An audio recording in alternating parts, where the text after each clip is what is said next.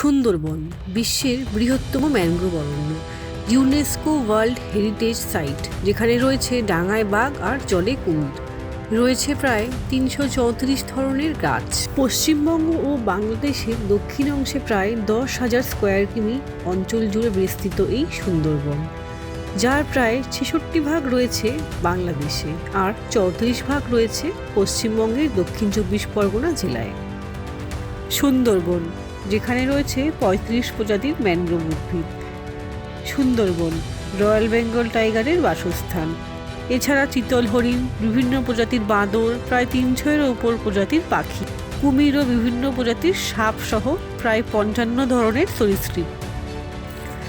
সুন্দরবনের এই বিপুল জীববৈচিত্র্যের জন্য এর কোর এরিয়াকে ন্যাশনাল পার্ক এবং পুরো সুন্দরবন ডেল্টাকে বায়োস্ফিয়ার রিজার্ভ হিসেবে মান্যতা দেওয়া হয়েছে। বঙ্গোপসাগরে সাইক্লোন ও ঝড় থেকে আমাদের রক্ষা করে চলছে সুন্দরবনের ম্যানগ্রোভ অরণ্য। তাই ক্লাইমেট চেঞ্জ ও গ্লোবাল ওয়ার্মিংয়ের প্রভাবে সুন্দরবন যে ক্ষতির সম্মুখীন হচ্ছে, তার থেকে সুন্দরবনকে রক্ষা করার দায়িত্ব নিতে হবে আমাদেরকেই। বাঙালিদের কাছে ২ রাত ও ৩ দিনের বেড়ানোর আদর্শ ঠিকানা এখন সুন্দরবন। সুন্দরবন বেড়ানোর উপযুক্ত সময় শীতকাল, কিন্তু এখন প্রায় বছরের সবসময়ই সুন্দরবনে পর্যটকদের আনাগোনা লেগেই থাকে। বর্ষার সময় সুন্দরবন ইলিশ উৎসব এক অভূতপূর্ব সাড়া ফেলেছে। আজকের এই ভিডিওতে আমাদের সাথে ঘুরে দেখুন শীতের সুন্দরবন। আপনাদের সবাইকে স্বাগত জানাই ট্র্যাভেল টেলসের একটি নতুন ভ্রমণের গল্পে। তাহলে আর দেরি কেন, আপনারাও চলুন আমাদের সাথে শীতের সুন্দরবনে। আর নতুন জায়গার নতুন ভ্রমণের গল্প জানতে অবশ্যই সাবস্ক্রাইব করুন আমাদের চ্যানেল ট্র্যাভেল টেলস। এখন ঘড়ির কাঁটায় সকাল 7:30। সুন্দরবন যেতে হলে প্রথমে আমাদের শিয়ালদা সাউথ সেকশন থেকে ক্যানিং লোকাল ধরে যেতে হবে ক্যানিং পর্যন্ত। শিয়ালদা থেকে সকাল সকাল ক্যানিং যাওয়ার জন্য 6:30, 7:42 ও 8:05 ট্রেন রয়েছে। ভাড়া জনপ্রতি 15 টাকা। আমরা 7:42 ক্যানিং লোকাল ধরব। আমাদের ক্যানিং লোকাল ঠিক 7:42 শিয়ালদা থেকে রওনা দিল ক্যানিংয়ের উদ্দেশ্যে।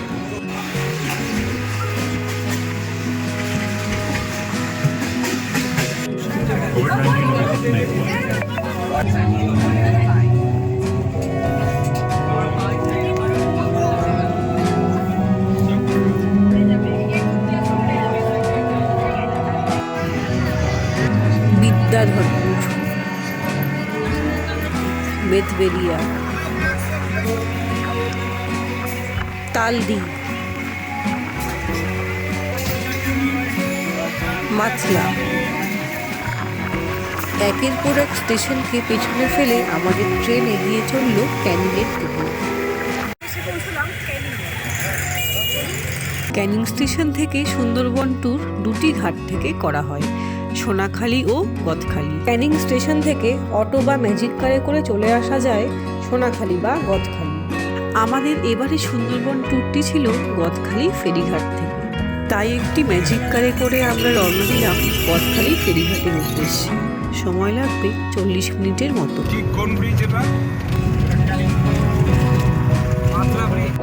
আমরা এখন যে বৃষ্টির ওপর দিয়ে যাচ্ছি সেটি মাতলা নদীর ওপরে অবস্থিত। তোমার নামটা কি? ফোন নাম্বারটা বলো। 79755920।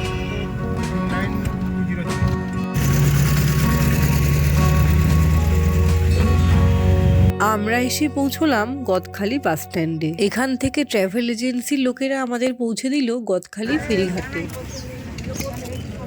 আমরা এসে পৌঁছলাম গদখালি ফেরিঘাটে। প্রচণ্ড ভিড় ফেরিঘাটে এখন।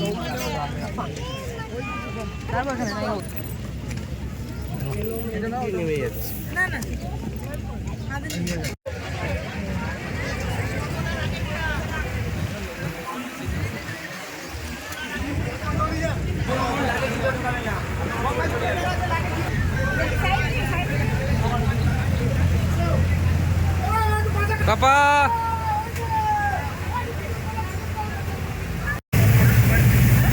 গদখালি থেকে এই যে আমাদের এখন লঞ্চের যাত্রা শুরু হলো। সবাই আমরা বসে গেছি লাইন দিয়ে। বেশ ভালো লাগছে, প্রচণ্ড ভিড়। অন্য সময় হয়তো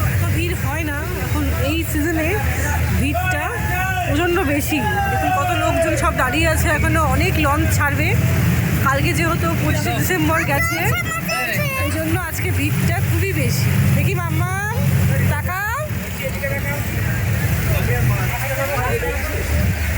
পরে আমাদের একটু পরে দেওয়া হয়েছিল মাজা।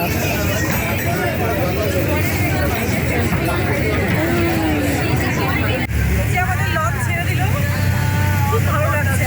হাওয়া দিচ্ছে ঠান্ডা।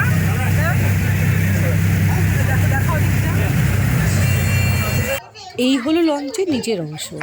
এখানে রেস্ট নেওয়ার জন্য বেডের ব্যবস্থা রয়েছে। বেডে বসে জানালা দিয়ে বাইরের দৃশ্য উপভোগ করা যায়। রান্নার জায়গা, বোটের তলায় রান্না চলছে।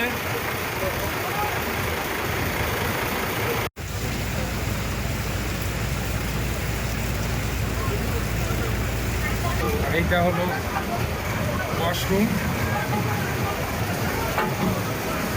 বসুন। ব্রেকফাস্টে কি? লুচি, আলু তরকারি আর এই যে আমাদের লঞ্চে আজকে প্রথম ব্রেকফাস্ট দেওয়া হয়েছে। ব্রেকফাস্টে আছে লুচি, আলুর তরকারি আর মিষ্টি। আইল্যান্ড বদ্বীপ, বাংলায় বদ্বীপ। হ্যাঁ, এখানে দেখুন 4 রিভার জংশন আছে। আগে বাংলায় বদ্বীপ, হ্যাঁ, এখানে দেখুন 4 রিভার জংশন আছে, 4টে নদীর মুখ আছে। একটা হলো স্যার মাতলা নদী, যেটা আপনারা ক্যানিং থেকে আসলে যে ব্রিজটা পারালেন না, এই নদীটা, এই যে নদীটা, এইটা হলো মাত্রা রিভার।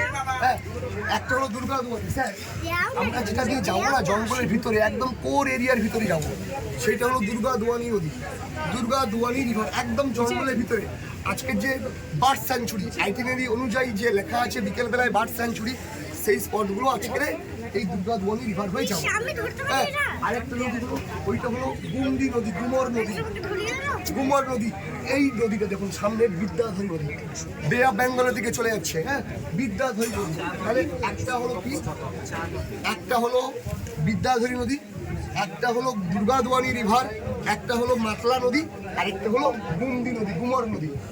4 রিভার জংশন, একদম 4টি নদীর মাঝখানেই আপনারা আছেন। ঠিক আছে, এইবার যেখান থেকে উঠলেন এটা হলো গদখালি আইল্যান্ড বদ্বীপ, এইটা হলো বালি আইল্যান্ড, বালি আইল্যান্ড। এই যে ওই অপর সাইডটা হলো বালি আইল্যান্ড। হ্যাঁ, আর আমাদের গোসবা সিটি, যেখানে আমাদের যে দুটো হিস্টোরিক্যাল প্লেস, দুটো স্পট, হ্যামিল্টন সাহেবের বাংলো আর বেকন বাংলো, ইউটিউবে দেখেন। হ্যাঁ, যে হ্যামিল্টন সাহেবের বাংলো আর বেকন বাংলো লেখা আছে, সেই দুটো এখন নিয়ে যাওয়া হবে। হ্যাঁ, চা পকোড়া আছে, আমুদের মাছের ভাজা আছে, আমুদের মাছের ভাজা সবাইকে দেওয়া হবে, চার সাথে আরেকবার দেওয়া হবে। ঠিক আছে, তারপরে দুটো বাংলো নিয়ে যাওয়া হবে আজকে। হ্যাঁ, এইটা হলো গোসবা আইল্যান্ড, এইটা হলো বালি আইল্যান্ড, বালি, এইটা হলো চণ্ডীপুর আইল্যান্ড। হ্যাঁ, আর সবাইকে বলে দিই স্যার, অ্যাকচুয়ালি সবাই ফ্যামিলি নিয়ে এসছে বেশিরভাগ। এখানে কিন্তু কোনো স্মোকিং করা যাবে না বোটে, নিচে, তার জন্য নিচে জায়গা আছে, পিছনে জায়গা আছে, কেউ ড্রিঙ্ক করবেন না এখানে, এলাও নেই কিন্তু ড্রিঙ্ক করা, যেহেতু ফ্যামিলি নিয়ে এসছেন। আপনারা হোটেলে সারা ড্রিঙ্ক করতে পারেন, অসুবিধা নেই। এনজয় করার জায়গা আছে, অবভিয়াসলি আপনারা এনজয় করতে এসছেন, সব একটা সমস্ত সিস্টেমের মধ্যে চলতে হবে। ফরেস্ট এরিয়া, আমরা কিন্তু ফরেস্ট এরিয়ার মধ্যে আছেন। ঠিক আছে, আমাদের লঞ্চ ছেড়ে দিয়েছে, আমরা এখন যাচ্ছি গোসাবা।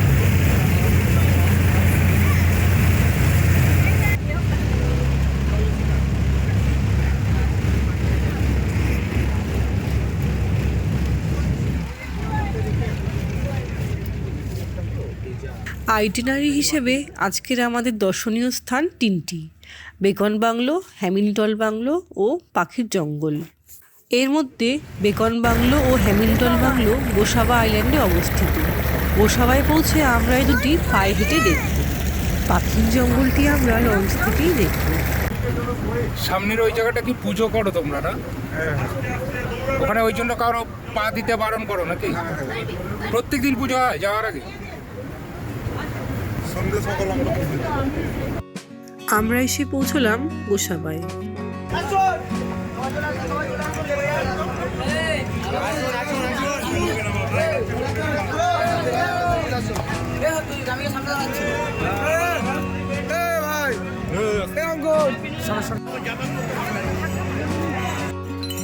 এই হলো বেকন বাংলোর এন্ট্রি গেট। এন্ট্রি ফি জনপ্রতি 10 টাকা। সকাল 7টা থেকে বিকেল 5টা পর্যন্ত খোলা থাকে।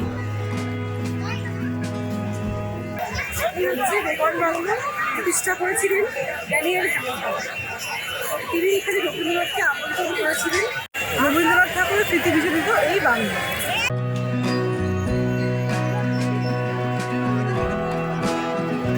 এখানে রয়েছে রবীন্দ্রনাথ ঠাকুরের একটি পূর্ণাঙ্গ মূর্তি। স্যার ড্যানিয়েল হ্যামিল্টন 1903 সালে প্রতিষ্ঠা করেন বেকন বাংলো। এটি সম্পূর্ণ কাঠের তৈরি।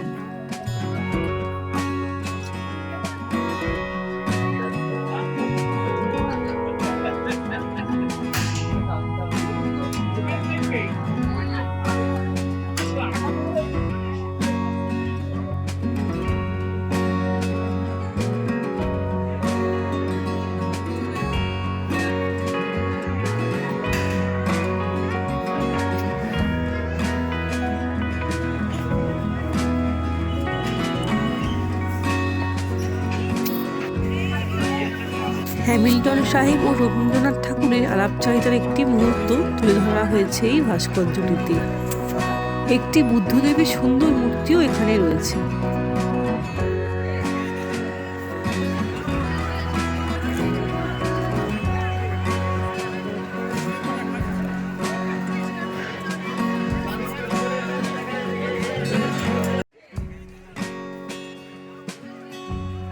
বেকন বাংলোর পাশেই রয়েছে একটি বড় পুকুর।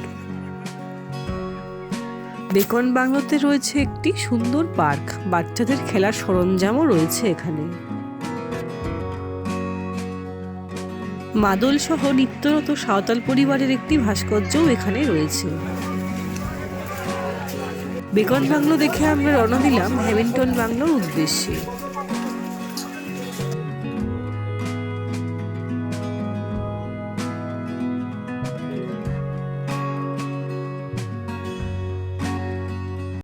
স্কটল্যান্ডের অধিবাসী ড্যানিয়েল হ্যামিল্টন এখানে এসে প্রথম দেখেন এখানে পুরো ঘন নিবিড় অবস্থা। তিনি এখানে পাথরটা নির্মাণের উদ্যোগ দিয়েছিলেন আর তার এই বাংলাটি প্রতিষ্ঠা করেছিলেন। তার নাম অনুসারে এই বাংলার নাম হ্যামিল্টন কাঠের বাড়ি। এটি পুরোটাই কাঠের নির্মিত। হ্যামিল্টন বাংলোটা পুরো কাঠে নির্মিত, আর এর তলাটাও যদি দেখা যায়, তলাতেও পুরো কাঠ দিয়ে তৈরি।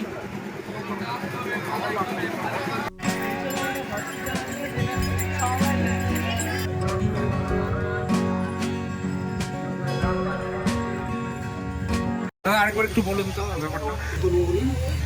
এই যে হ্যামিল্টন বাংলো, এটার ইতিহাস সম্বন্ধে একটু বলুন। ইতিহাস সম্পর্কে উনি তো এসেছিলেন 1903 সালে।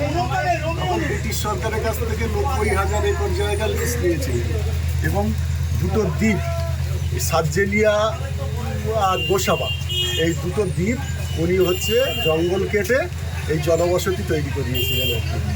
এবং এখানকার মানুষের জীবিকা, তার মানে থাকতে গেলে কি কি প্রয়োজন সেই সবগুলো উনি সবই তৈরি করেছেন। স্কুল ওখানে এই বিল্ডিংটার ওপারে গেলে আপনি উচ্চ মাধ্যমিক স্কুল পাবেন, হ্যাঁ। এবং 1932 সালে রবীন্দ্রনাথ ঠাকুরকে নিয়ে এসেছিলেন এই গোসাবাতে, বেকন বাংলোতে ওনার থাকার জন্য ওই বেকন বাংলোটা বানিয়েছিলেন, হ্যাঁ। তারপরে ওনার আরও ইতিহাস আছে, অনেক ইতিহাস আছে, সব তো আমাদের পক্ষে জানা সম্ভব হয়নি। ওনার একটা বই পড়েছিলাম, জীবনী পড়েছিলাম আমরা। এবং এই বাংলোটা হচ্ছে সাহেব বাংলো বলে পরিচিত। তা এইটা হচ্ছে 1911 সালে তৈরি। টোটাল তখনই হচ্ছে উনি ওই স্কটল্যান্ড থেকে জাহাজে করে কাঠ নিয়ে এসে এই বাংলোটা বানিয়েছিলেন সাল 70। ওইভাবেই বাংলোটা আছে, শুধু কী হয় এগুলো একটু রং টং করে রাখে, যার জন্য টুরিস্টদের উঠতে দেয় না। এই একসঙ্গে এই হাজার হাজার মানুষ আসছে, উঠলে টোটালি ভেঙে পড়ে যাবে। এটা কি রক্ষণাবেক্ষণ করা হয়? রক্ষণাবেক্ষণ এখন হচ্ছে, এখন এটা টোটালি হচ্ছে সরকারের আন্ডারে চলে গেছে। হেরিটেজ প্রকল্প বলে এটা পেয়েছে, স্বীকৃতি পেয়েছে। এটা ওটা দুটোই, হ্যাঁ। এটা হচ্ছে ওই সাহেব বাংলো বলে, আর ওইটাকে বেকন বাংলো বলে। আর এই যে পুকুরটা দেখছেন, পুকুরটা কিন্তু টোটালি ইট দিয়ে বাঁধানো ছিল। তখনকার সময়ে ইট, এইরকম লম্বা ইট, এখন সব সেই ইটও নেই, আর কিছু ধ্বংসাবশেষ টোটালি একদম পুকুরের নিচ থেকে ওপর পর্যন্ত, কারণ এই পুকুরের জল তখন মানুষের খাওয়ার জল বলে হচ্ছে, পানীয় জল বলে মিষ্টি জলের সোর্স ছিল। ব্যবহার করতেন আর কি। এইভাবে কারণ ওনার তার মানে এখানে টোটালি আপনার এই বাজারটাকে সব তৈরি করার মূলেই কিন্তু ওই ভদ্রলোক। ওনার কোনো বংশধর বা পরবর্তীকালে কেউ আর?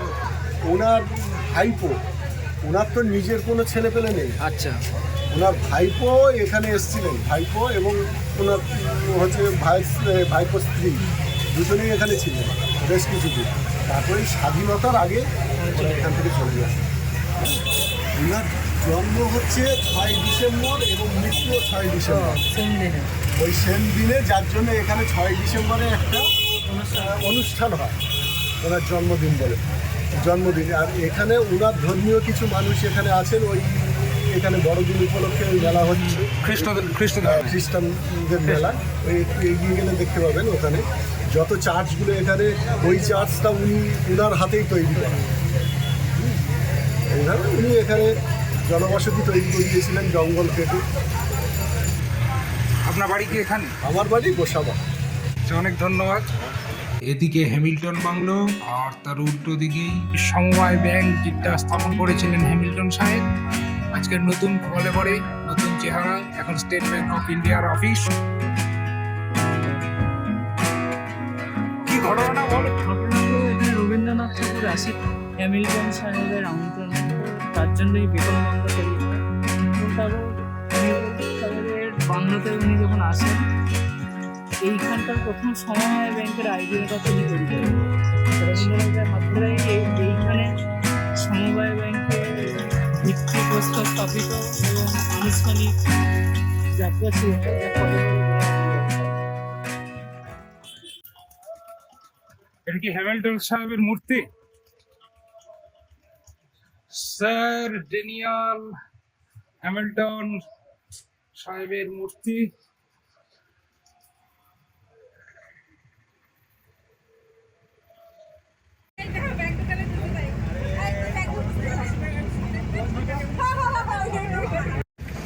লাঞ্চের মেনু কি কি? মেনুতে আছে ডাল, আলু ভাজা, তরকারি, স্যালাড, আর এই যে চিংড়ি আর পাপড়। রান্না কেমন হয়েছে? ভালোই হচ্ছে। চিংড়িটা খেয়ে বলো।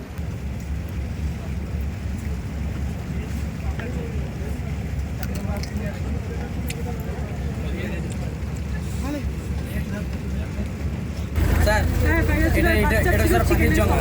এটা এটা এটা হচ্ছে স্যার পাখির জঙ্গল। আচ্ছা আচ্ছা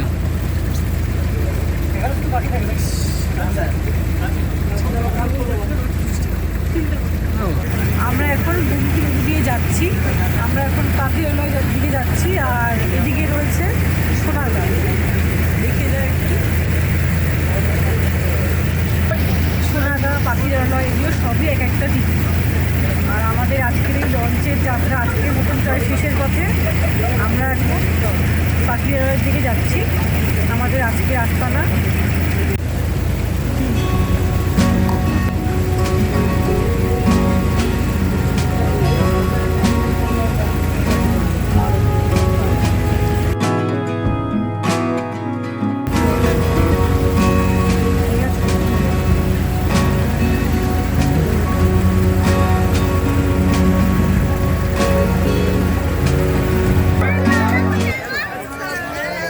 আমরা এখন পাখিরালয় এসে পৌঁছলাম।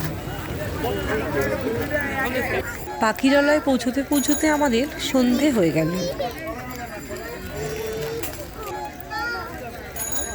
পাখিরালয় জেটিঘাট থেকে বাজারের মধ্যে দিয়ে আমরা এগিয়ে গেলাম হোটেলের দিকে। পাখিরালয় হোমস্টেতে পৌঁছেই আমরা চেক ইন ফর্মালিটিগুলো সেরে ফেললাম। হোমস্টেটির নাম ডিপ ফরেস্ট।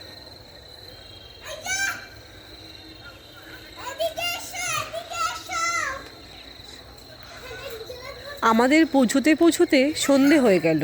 এই হচ্ছে হোমস্টে ও তার চারপাশের নাইট ভিউ।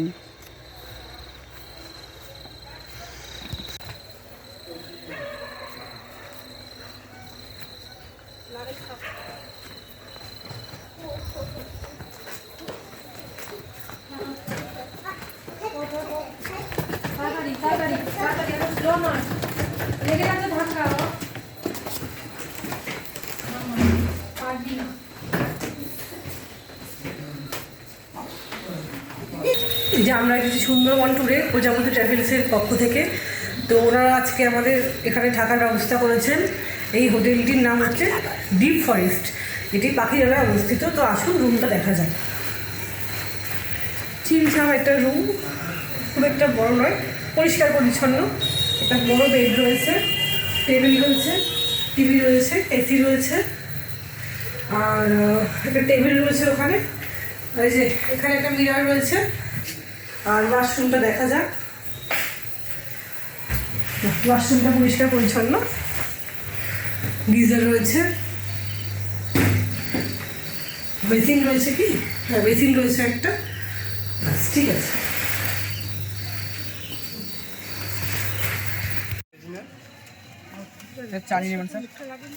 ঘরে নিয়ে যাচ্ছি। সন্ধেবেলায় স্ন্যাক্স হিসেবে ছিল ভেজ পকোড়া ও চিকেন পকোড়া, সাথে ছিল চা। এই যে আমাদেরকে বিকেলে স্ন্যাক্স দিয়েছে, দুধ চা, সঙ্গে চিকেন আর ভেজ পকোড়া মিক্সড আছে, বেশ ভালো। আরে সেই যে বিশ্বনাথে অন্নব আছে আর তো হাইবুল রোডে অন্নব আছে। একটু পরে আমরা গেলাম পাখিরালয়ের বাজারে।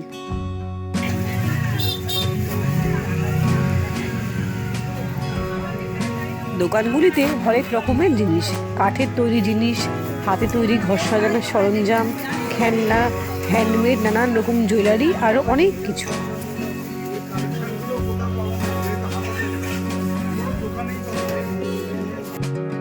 বাজার থেকে ফিরেই আমরা ডিনার সারলাম। বাবা কি খাচ্ছ?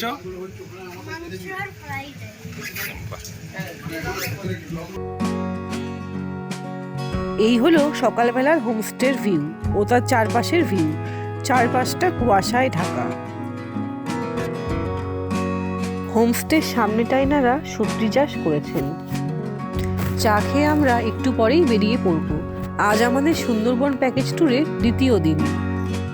রাস্তায় চোখ পড়ল একজন কাঁকড়া বেচছেন, বেশ বড় সাইজ।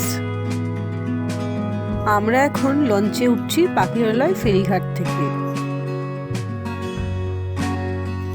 আমাদের আজকের লঞ্চের নাম এমবি বাবা বিশ্বনাথ।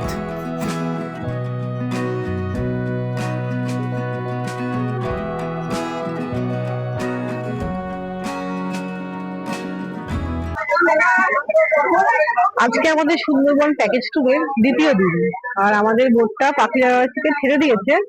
আজকে আমাদের বোটের নাম এমবি বিশ্বনাথ। আজ আমাদের গন্তব্য সজনেখালি, সুদর্ণখালি, দোবাকি। আজকে আমাদের প্রথম গন্তব্য সজনেখালি। সজনেখালিতে দেখব ম্যানগ্রোভ ইন্টারপ্রিটেশন সেন্টার, ক্রোকোডাইল পন্ড ও সজনেখালি ওয়াচ টাওয়ার। এখানে WBTDCL এর মাত্রা ট্যুরিজম প্রপার্টি অবস্থিত। আমরা এসে পৌঁছলাম সজনেখালিতে।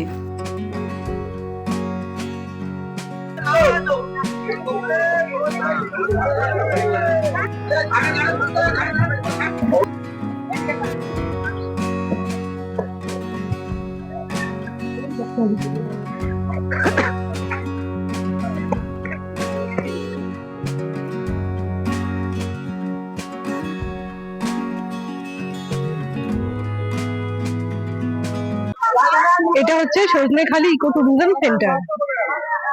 মামন কি দেখছো ওখানে? বাদর। আমরা এখন সজনেখালি ওয়াচ টাওয়ারের দিকে যাচ্ছি। ওয়াচ টাওয়ারে যেতে চান তো যেতে পারেন, ওয়াচ টাওয়ার থেকে ঘুরে এখানটা দাঁড়াবেন। আমাদের কিন্তু এন্ট্রি পয়েন্ট আলাদা, এক্সিট পয়েন্ট আলাদা। আমরা এখন যাচ্ছি সজনেখালি ওয়াচ টাওয়ারের দিকে। এই যে সামনে গোলপাতা গাছ। আমরা এখন যাচ্ছি সজনেখালি ওয়াচ টাওয়ারের দিকে।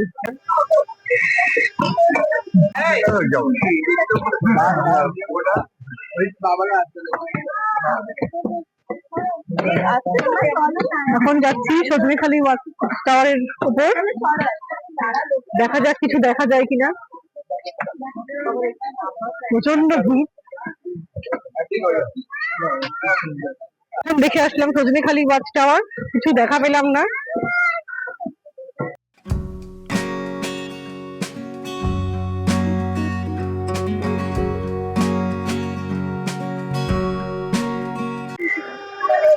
এটি একটি কচ্ছপের পুকুর। এখানে কচ্ছপ রয়েছে, রেড ফিডার ক্র্যাব রয়েছে, বাঁদরও দেখতে পাচ্ছি।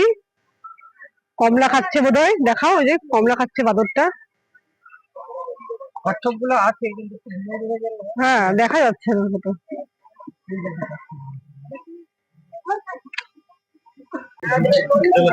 সামনে ক্রোকোডাইল পন্ড, এই যে সামনে একটা কুমির দেখতে পাচ্ছি, দেখাও। এই হচ্ছে সজনেখালিতে অবস্থিত ফরেস্ট ডিপার্টমেন্টের ম্যানগ্রোভ ইন্টারপ্রিটেশন সেন্টার। এখানে সুন্দরবনের বিভিন্ন গাছগুলো আছে এবং তার নামগুলোও লেখা রয়েছে।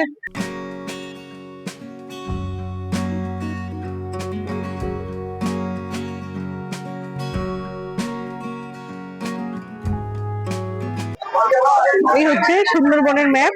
এখানে সবগুলোই প্রায় দ্বীপ রয়েছে। এখানে প্রায় 150টির উপরে দ্বীপ রয়েছে, তার মধ্যে 50টি দ্বীপে মানুষের অস্তিত্ব রয়েছে, আর বাকি প্রায় 100টির উপর দ্বীপে মানুষ থাকে না। আর আমরা এখন মোটামুটি রয়েছি এরকম জায়গায়। আর সুন্দরবনের তো প্রায় বেশিরভাগ অংশই বাংলাদেশে রয়েছে। এই হচ্ছে সজনেখালিতে অবস্থিত WBDCL মাতলা ট্যুরিজম প্রপার্টি। এটি একদম জঙ্গলের মধ্যে রয়েছে। এখানে আগে থেকে বুকিং করলে থাকা যায়। পুরো সামনে গাছপালা, একদম প্রাকৃতিক পরিবেশের মধ্যে।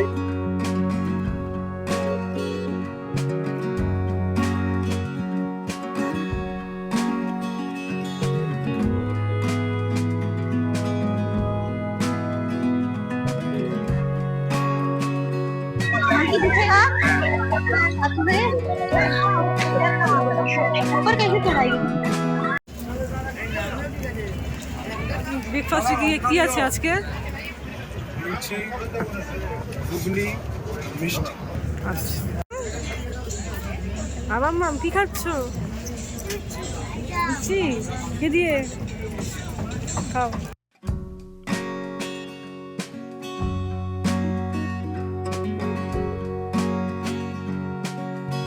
আমরা এখন এসে পৌঁছলাম সুধন্যখালিতে।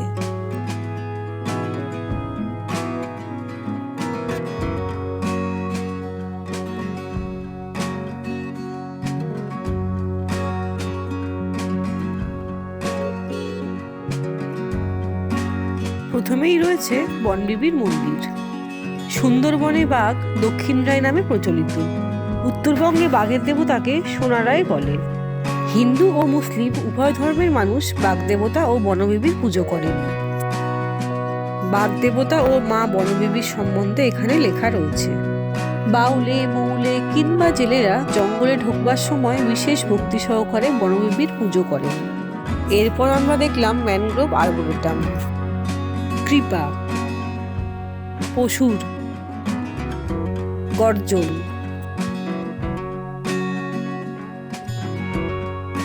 গোলপাতা, বিভিন্ন ম্যানগ্রোভ উদ্ভিদ দেখা যায় এই আর্বোরেটামে। তাদের সংক্ষিপ্ত বিবরণও লেখা রয়েছে। জরায়ুজ অঙ্কুরোদ্গম সম্বন্ধে এখানে লেখা রয়েছে। বিশেষ কিছু ম্যানগ্রোভ উদ্ভিদের বীজ গাছ থাকা অবস্থাতেই অঙ্কুরিত হয়ে যায়। এই বোর্ডটিতে সুন্দরবনের বিভিন্ন ম্যামেলসদের ছবি দেওয়া রয়েছে। এই হচ্ছে সুধন্যখালি ওয়াচ টাওয়ার। এখন আমরা উঠে দেখব।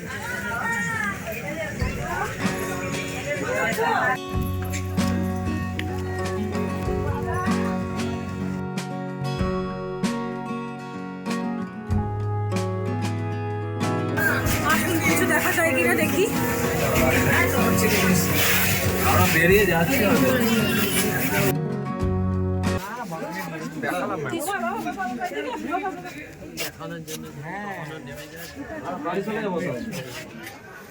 মিষ্টির জলে পুকুর করা আছে, আর চারদিক থেকে রাস্তা আছে। যদি বন্য প্রাণী আসে, জল খেতে আসে।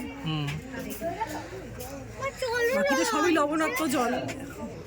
মিষ্টি জলে পুকুর থাকলে অনেক সময় জল খেতে আসে। হ্যাঁ, দেখার একটা চান্স থাকে, কিন্তু মনে হয় না এখন আছে। জল দিয়ে যাচ্ছে তখন খালটা পুরো পরিষ্কার, খালের মধ্যে জল এলে চাপা পড়েছে, আবার চলে গেলে দাঁড়িয়ে যায়।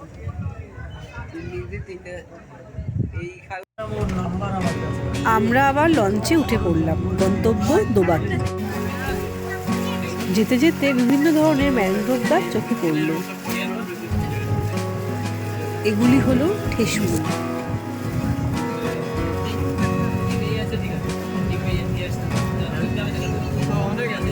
এগুলি হলো শ্বাসমূড়ি।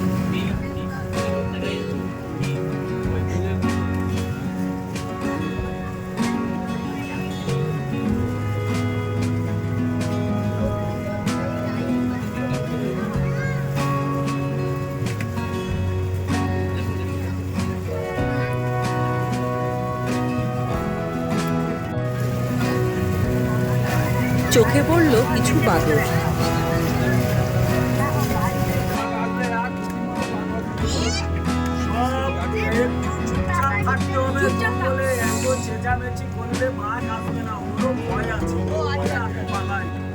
পীরখালি, বনবিবি ভাড়ানি, চোরাগাজী খালি, দেউল ভাড়ানি, নবাকি প্রভৃতি বিভিন্ন খাড়ি, ভাড়ানি ও নদীর মধ্যে দিয়ে আমাদের লঞ্চ এগিয়ে চলল।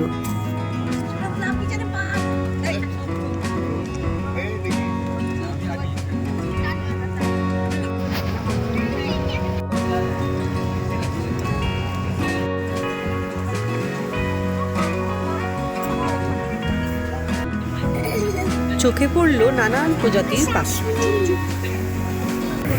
রয়েছে কাতলা আর ভেটকি।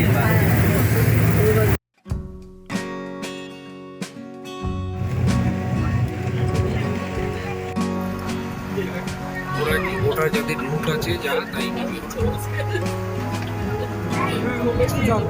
হ্যাঁ এখানে শুধু শুধু বাঘ দেখা যায়। এটাতে টেক্কার ঘোড়া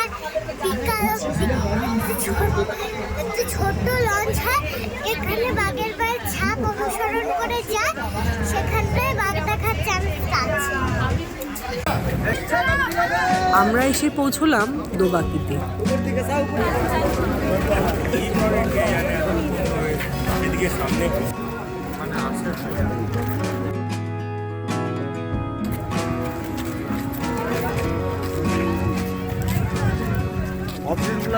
এই যে এখানে বাঘের পায়ের ছাপ দেখা যাচ্ছে। ওই জুম করে দেখাচ্ছে। বাঘের পায়ের চাপ বাঘ ঘুরেছে এখান থেকে। দেখো মাম্মা, বাঘের পায়ের ছাপ।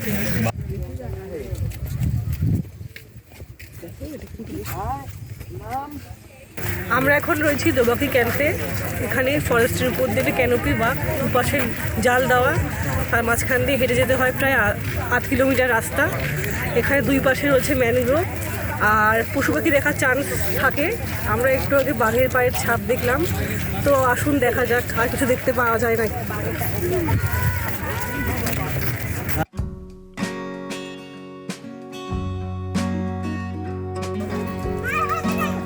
দোবাকি ওয়াচ টাওয়ার, এখন আমরা যাচ্ছি।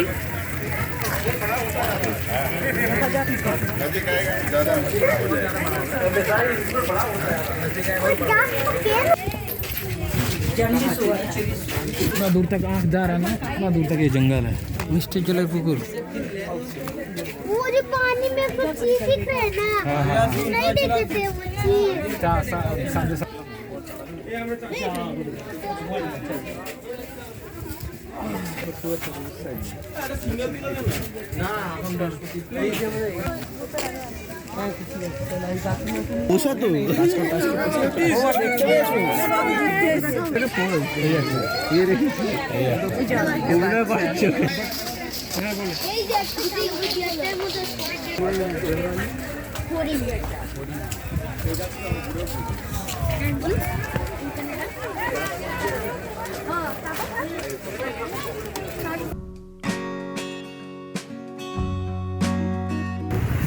পাপা তাকাও, কি করছো? বোট চালাচ্ছ?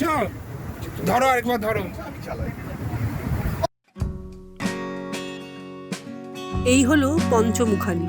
এখানে 5টি নদী এসে সমুদ্রে মেশে। এটি প্রকৃতপক্ষে মোহনা।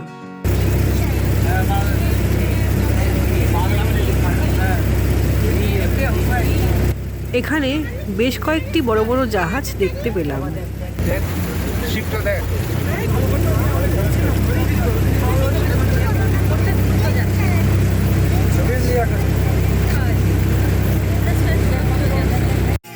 সন্ধেবেলা হোমস্টেতে স্থানীয় লোকসঙ্গীতের আয়োজন করেছিলেন ওনারা।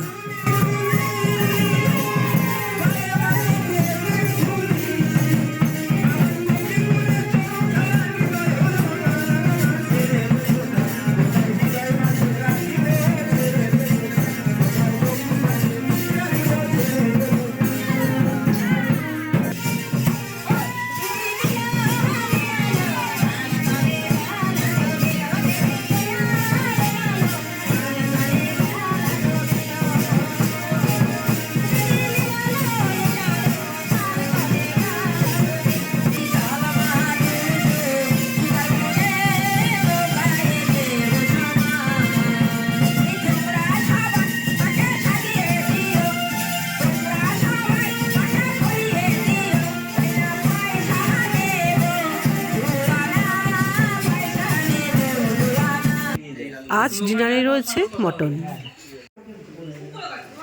আজ সকালটা দারুণভাবে শুরু হলো।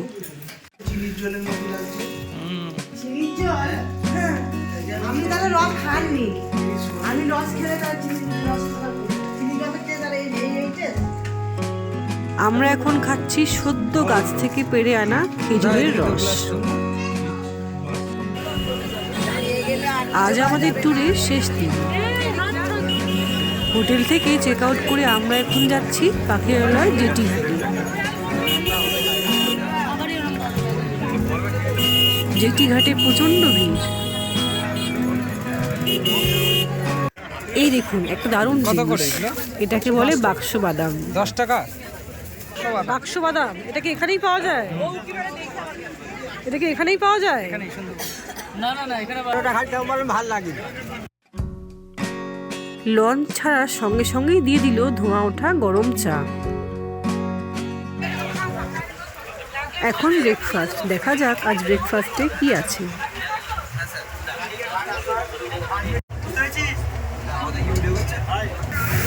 আজকে আমাদের যাত্রার শেষ দিন, তৃতীয় দিন। আমরা লঞ্চে উঠে গেছি। এই যে আমাদের এখন ব্রেকফাস্ট দিয়েছে, লুচি আর উত্তরভারী আর রসগোল্লা।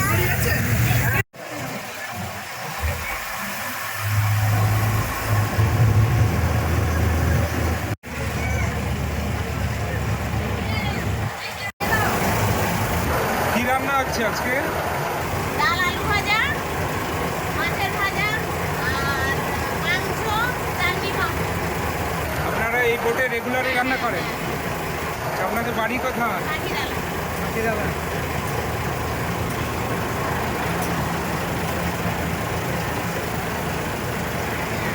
লাঞ্চের মেনু কি বলো? ভাত, ডাল, আলু ভাজা, চিকেন। কেমন লাগছে? এই যে 3 দিনের আমাদের এই প্যাকেজটা, যেটা আমরা করলাম 3 দিন, এই সুন্দরবন ট্যুর প্যাকেজটা কেমন লাগলো? অভিজ্ঞতা কেমন? ভালোই, লঞ্চে ঘোরা, খাওয়া দাওয়া বেশ, মানে শীতকালে বেশ উপভোগযোগ্য। আর কিছু? আর এমনি বাঘ তো আমরা দেখতে পাইনি, জঙ্গলে টুকটাক যা দেখতে পাওয়া। এমনি শীতকালে ভালো ওয়েদার, সকালের কুয়াশা, বেশ ভালোই লাগলো। আর জঙ্গলে ঘোরা হচ্ছে একদিনই? হ্যাঁ, একদিন। আর বাকি জঙ্গলে অন্যান্য দিন নদী পথেই জঙ্গল দেখতে দেখতে যাওয়া। মেন জঙ্গলে ঘোরা সাফারি যেটা, ওটা একদিনে। আর খাওয়া দাওয়া? খাওয়া দাওয়া ভালোই, খাওয়া দাওয়া সার্ভিস খুব ভালো। ঠিক আছে, ধন্যবাদ। ভালো ঘুরলাম, সবাইকে নিয়ে শুধু বাঘই দেখতে পেলাম না, এটাই আফসোস থেকে গেল। খাওয়া দাওয়া খুব ভালো, চারিদিকে জল, খাওয়া দেখলাম বাঘের। বাঘের থাপা দেখা গেছে, কিন্তু বাঘ দেখা যায়। আচ্ছা, ঠিক আছে, ধন্যবাদ। এবার বলি, আমরা সুন্দরবনের এই 3 রাত ও 2 দিনের ট্যুর করলাম প্রজাপতি ট্রাভেলস এজেন্সির মাধ্যমে। মিনতি ট্রাভেল এজেন্সি এদের সিস্টার গ্রুপ। এটি কোনো প্রমোশনাল ভিডিও নয়, তাই সঠিক তথ্যই আমরা তুলে ধরব। প্রজাপতি ট্রাভেলসের এই ট্যুরটি সম্পর্কে আমাদের মিশ্র প্রতিক্রিয়া রয়েছে। ব্যবস্থাপনা আরও ভালো হতে পারত। আমাদের পাখিরালয়ে যে হোমস্টেতে রাখা হয়েছিল সেখানে জলের সমস্যা ছিল। প্রথম দিন আমোদি মাছ ভাজা দেওয়ার কথা থাকলেও আমাদের লঞ্চে সেদিন কোনো টুরিস্টই তা পায়নি। এবার বাড়ি ফেরার পালা। আবার গদখালি, সেখান থেকে ক্যানিং। ক্যানিং থেকে শিয়ালদা লোকাল ধরে রওনা দেব বাড়ির পথে। আজ এ পর্যন্তই। নতুন জায়গার নতুন গল্প নিয়ে খুব শীঘ্রই আসছে আপনাদের প্রিয় চ্যানেল ট্রাভেল টেলস।